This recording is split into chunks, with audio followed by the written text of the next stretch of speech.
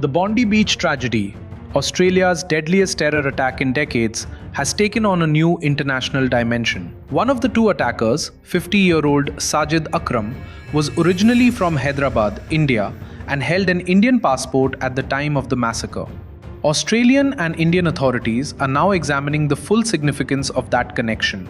Sajid Akram was born in Hyderabad and completed his education there before migrating to Australia in 1998 on a student visa. He lived in Australia for about 27 years, married a woman of European origin, and had two children, a son, Naveed Akram, and a daughter, both Australian citizens. Sajid maintained limited contact with his family in Hyderabad and was last reported to have visited India in 2022 to see relatives.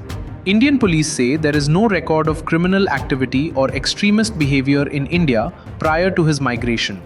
Australian authorities have classified the Bondi Beach shooting, which killed at least 15 people during a Hanukkah celebration, as an Islamic State-inspired terror attack, based on evidence such as homemade flags and improvised devices found with the attackers.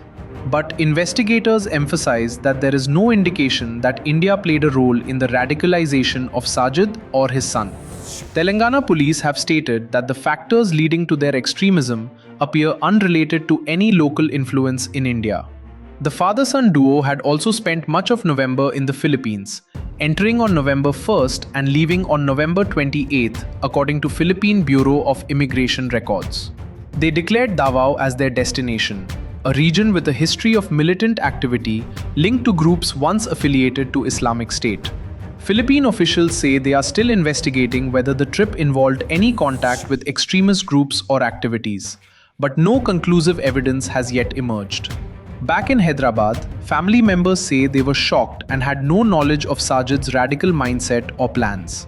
They noted that ties had been limited for years, with little communication and no indication he was moving toward violence. Indian agencies are now working with Australian counterparts to share information and help piece together the sequence of events that led up to the attack. The Bondi Beach attack now stands not only as a devastating act of terror in Australia, but also as a stark reminder of how extremist ideology can cross borders, involve individuals with long-standing international ties, and ripple across communities far removed from the scene of violence. As investigations continue, authorities are keenly focused on understanding how this trajectory, from Hyderabad to Sydney, transformed into a one-day massacre that claimed innocent lives and intensified global debates on radicalization and terrorism.